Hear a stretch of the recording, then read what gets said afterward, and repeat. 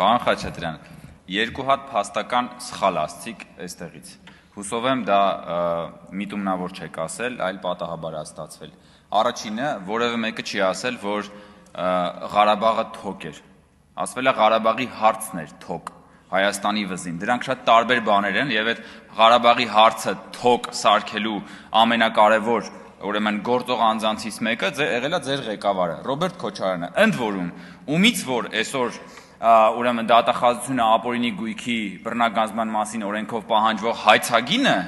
մոտավորապես այնքան է,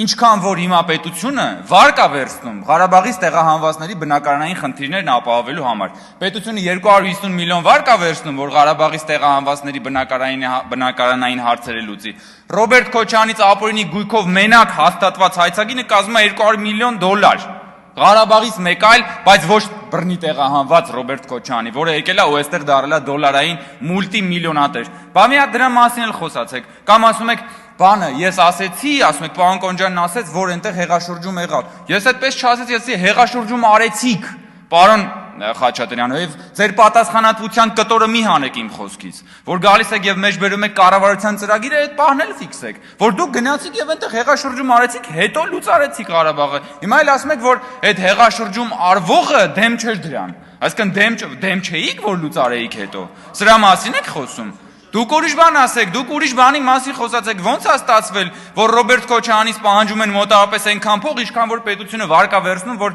Ղարաբաղից տեղահանվածների բնակարանային խնդիրը լուծի։ 200 միլիոն այնտեղ, 250 միլիոն այնտեղ։ Դրա մասին խոսացեք, հարգելի գործընկերներ, թե չէ եկել եք բաներ եք, հեքիաթներ եք պատմում։